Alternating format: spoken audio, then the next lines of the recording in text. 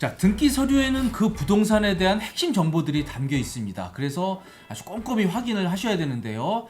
하지만 일반인들은 이게 익숙치가 않습니다. 그래도 정말 꼼꼼히 보셔야 되는 겁니다. 자, 그리고 요즘에 이 셀프 등기하는 분들도 많습니다. 등기 업무가 굉장히 간편해져서 가능한 일입니다만 아주 작은 실수가 엄청난 재산권 손실로도 연결될 수 있는 문제입니다. 그래서 오늘은 이 현직 법무사 이태윤 법무사님을 모시고 한번 이 등기 문제에 대해서 좀 자세히 알아보는 시간을 갖도록 하겠습니다. 안녕하세요. 안녕하세요. 네.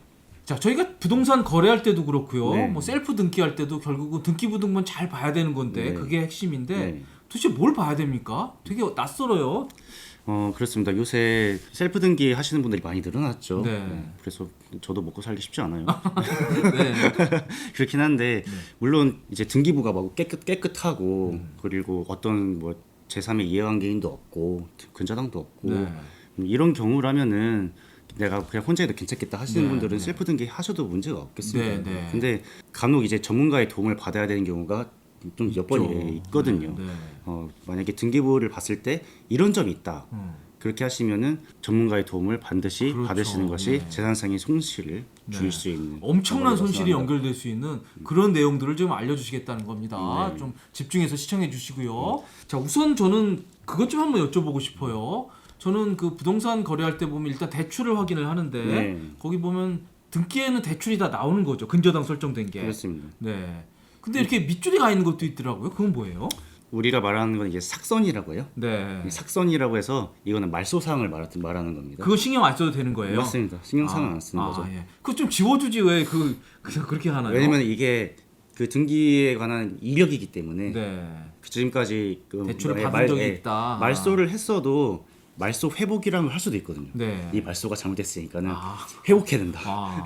그래서 싹선이 생겼다가 말소 회복 청구에 의해서 다시 회복하는 경우도 덜어 있습니다. 예, 등기부등본 할 때 대출도 좀 확인을 하셔야 되고요. 네. 자, 또 어떤 걸 주의를 해야 될까요? 가장 먼저 기본적으로 확인하셔야 할 거, 네. 그거를 좀 말씀드리자면 네. 일단은 그 등기부상의 표제부를 잘 보셔야 합니다. 네.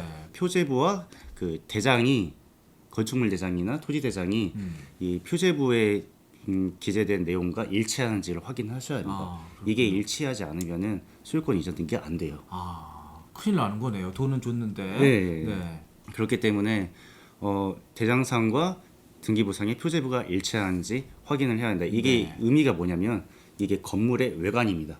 내 가지고 있는 부동산의 외관을 글자로 기재한 것이기 때문에 네. 이게 대장상, 등기부상 동일한 물건이다라는 걸 입증을 해주는 거고요. 네. 그게 일치를 반드시 해야 되는지 체크를 해보셔야 합니다. 네, 네.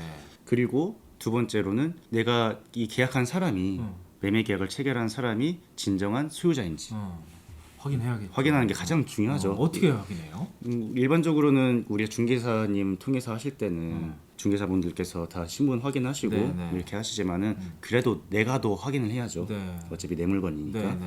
그래서 신분증 확인하고 주민번호 확인하고 인감증명서, 인감도장 이런 게 일치하는지 네, 네. 그리고 내가 받은 매도용 인감증명서는 진짜 원본인지 이런 것도 확인을 하셔야 합니다. 네, 네. 원본인지 확인하는 방법은 정보24에서 진위 확인 서비스 같은 걸 이용하실 수 있습니다. 그래요. 어떻게 하는 거예요? 진위 확인 서비스 들어가셔서 네. 인감증명서 상단에 보면은 이제 진위 확인 번호라는 게 있어요. 아, 그런 걸 입력하시면은 이게 제대로 된 발급된 문서인지 그렇군요. 이런 걸 확인할 수 있기 네. 때문에 확실하네요, 진짜. 네. 네. 인감증명서상 기재된 그 인형과 도장과 확실히 일치하시는지도 네, 네. 보셔야 되고. 알겠습니다. 네. 자, 그리고 또 궁금한 게요. 네. 저희가 부동산 계약할 때 보면 이게 임대인들이 법인인 경우도 있더라고요. 네, 그리고 그렇습니다. 미성년자가 가끔 집주인인 경우도 있어요. 그건 어떻게 해요? 맞습니다. 우리가 매매 계약할 때 소유자가 미성년자인 경우 상당히 많죠. 왜냐면 뭐 증여를 해가지고 남기는 경우도 금수저들이요. 많으니까요. 네.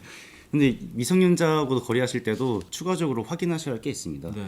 미성년자는 행위무능력자 중에 하나이기 때문에 그렇죠. 법률 행위를 할 수 없는 거잖아요. 네. 그래서 반드시 법정 대리인의 동의가 필요합니다.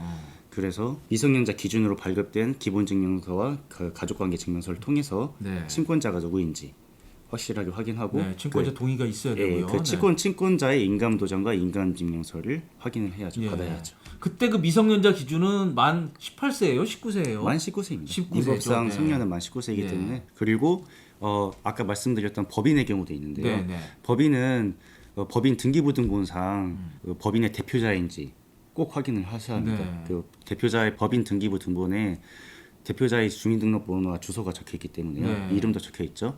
그것과 이 실제 나온 사람이 인적사항이 일치하는지 네. 그걸 꼭 확인을 하시고요. 예. 대표가 아니면 뭐 정당하게 이제 받은 위임장 같은 게 있어야 되는 거죠. 맞습니다. 네, 법인 인감 같은 게 필요할 네. 거고요. 네. 그리고 또 우리가 가장 많이 살펴보는 것이 네.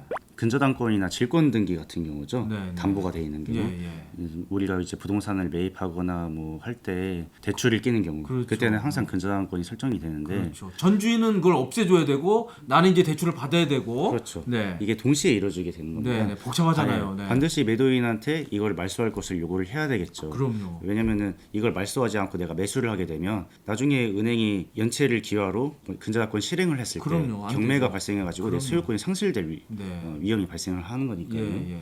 그래서 반드시 말소를 하셔야 됩니다.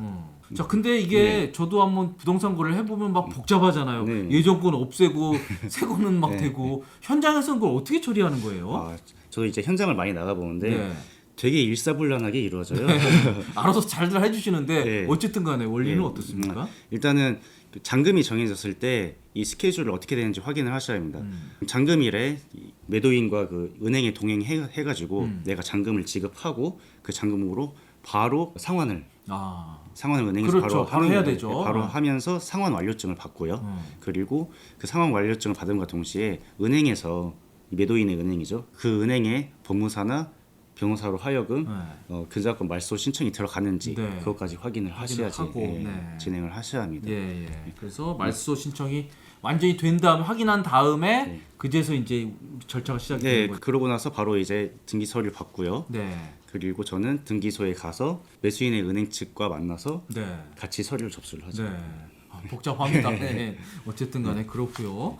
그리고 이게 또 등기할 때 굉장히 주의해야 될 게 그 가등기가 뭐 돼 있는 거면 절대 매매하면 안 된다 이런 얘기 있더라고요. 아, 그렇습니다. 가등기는 보기 흔한 등기는 아니죠. 네. 자주 보기는 힘듭니다. 가등기 하는 경우는 되게 여러 가지 경우가 있는데 일단 가등기는 내가 찜해놓는 겁니다. 이거 내가 살 거야 하고 네, 네, 네. 찜해놓는 경우죠. 왜냐면은 찜해 놓으면은 그 뒤에 들어오는 등기들은 다 효력이 없게 됩니다. 내가 찜해 놓은 거를 샀을 때 일단 가등기라고 했을 때 가짜가 임시 가짜입니다. 임시 가짜. 거짓 가짜 네, 쓰는 건데 임시로 내가 순위 보전을 해놨다가 예. 나중에 내가 본등기, 예. 가등기 이후에 매매 등기 같은 본등기를 하게 되면 네. 그 사이에 들어온 등기들은 다 것들은, 말소가 네, 됩니다. 네. 네. 그래서 저는 저걸 언제 알았냐면요. 예전에 부동산 거래할 때 보면 그런 경우 있어요. 집주인 사정 때문에 집을 팔기는 파는데 내가 등기는 뭐 1년 있다가 이전해 주겠다. 네. 예. 네. 그럴 경우에 불안하잖아요. 맞습니다. 그러니까 그때는 가등기를 걸어놓으면 절대적으로 안전하다 이런 얘기를 하는데 맞는 얘기군요. 맞습니다. 대체적으로 매매 가격이 엄청나게 높다거나 네. 아니면 잔금 사이에 부동산 가격이 엄청나게 폭등할 거라는 예상이 든다거나 또 그 매도인이 좀 신용이 좀 불안해가지고 그럴 수 그 있죠. 사이에 뭔가 또 들어올 것 같아요. 이런 경우에는 안심장치로서 가등기를 해놓은 경우가 많습니다. 가등기요. 네. 그래서 저런 게 걸려 있는 거 뭐 절대로 거래는 하시면 안 되고요. 맞습니다. 만약에 가등기가 다른 사람 명의로 걸려 있는데 네. 내가 그걸 산다? 이러면은 내가 설정하는 등기는 무조건 말소될 위험이 노출되는 거죠. 예, 그렇군요. 그 등기부 떼보면 바로 저 가등기라는 게 지금 돼 있는 거네요. 네. 매매 예약해서. 처음에 3순위로 가등기를 해놓은 거고요. 네. 그 밑에 소유권 이전이라 한 게 본등기입니다. 본등기. 예. 저분이 이제 가등기를 해서 나중에 소유권까지 취득한 예. 그런 겁니다. 네. 그리고 또 조심해야 될 거는 많이 들어온 등기입니다. 이게 네. 처분금지 가처분 등기하고 압류, 가압류 이런 것들인데 네. 법원에서 절차를 통해서 등기가 되는 것들이죠. 처분금지 가처분 같은 경우는 이 물건은 내 거니까 팔면 안 된다. 그러니까 이거는 서로 간에 당사자들끼리 내 물건이다라고 다투는 경우를 말하는 겁니다. 골치 아픈 물건이네요. 네. 처분금지 가처분 등기가 들어왔으면 이 물건에 대해서는 분쟁이 현재 발생한 상황이니까 절대로 매수하시면 안 됩니다. 그렇죠. 그리고 가압류 같은 게 들어왔을 때는 매도인이 신용이 그렇게 좋지 못하다라고 예상을 하셔야죠. 매도인이 어떤 채무를 지고 있어서 네. 매도인의 채권자가 매도인의 부동산에 대해서 가압류가 들어온 거기 때문에 네. 가압류가 들어왔을 때는 절대로 매수하지 마시고요. 네, 이 가압류가 해제되거나 말소되는 걸 꼭 확인하고 매수를 하셔야 합니다. 네. 그렇군요. 그리고 토지 매매 계약할 때요. 네. 토지 네. 지상권 같은 거 설정이 돼 있는데 그건 뭐예요? 지상권 같은 경우는 우선 은행에서 네. 근저당권하고 같이 설정하는 경우가 있습니다. 네. 특히나 그 부동산이 이제 나대지인 경우, 토지인 경우, 그게 갑자기 누가 건물을 올리지 말라고 네, 네. 은행에서 그걸 반대하는 차원에서 지상권을 설치하는 경우고요. 네. 그 등기되지 않는 지상권도 있습니다. 네. 이걸 법정지상권이라고 하는데 네, 네. 법정지상권의 요건은 애초에 동일인 소유의 토지 건물이었는데 매매나 경매 이런 것들을 원인으로 해서 그 소유자가 달라져 버린 경우가 발생해요. 이런 경우에는 같은 소유자의 토지 건물인데 누군가가 그냥 소유자가 다른 거죠. 건물만 따로 산 거예요. 네, 네. 이런 경우에는 토지 소유자 입장에서는 건물이 다른 사람한테 팔았으니까 당연히 건물 사용권을 준 거다라고 이제 생각을 하는 거죠. 예. 그 지상권이 인정이 되는 경우죠. 예, 지상권, 예. 토지 사용권을 준 거라 인정을 하는 거죠. 예, 예. 그런 경우 좀 조심을 하셔야 될 것 이런 같고요. 경우에는 등기부상 드러나지 않기 때문에 네. 만약에 토지 소유자하고 건물 소유자가 다르다. 그러면 법정 지상권이 인정이 되는 경우인지 안 되는 경우인지 판별하고 네. 진행을 하셔야겠습니다. 예, 예. 그렇군요. 자, 저희는 지금까지 이 등기부등본에 담겨있는 부동산 정보, 과연 등기부등본에서 어떤 점을 조심해야 될지에 대해서 자세히 알아봤습니다. 자, 저희는 지금까지 이태윤 법무사님과 함께 총 4차례에 걸쳐서 이 부동산을 좀 안전하게 거래할 수 있는 방법에 대해서 자세히 살펴봤습니다. 이 영상들은요, 좀 반복해서 시청해 주시면 여러분들의 돈을 지키는 데 큰 도움이 될 것 같습니다. 지금까지 시청해 주셔서 감사드립니다.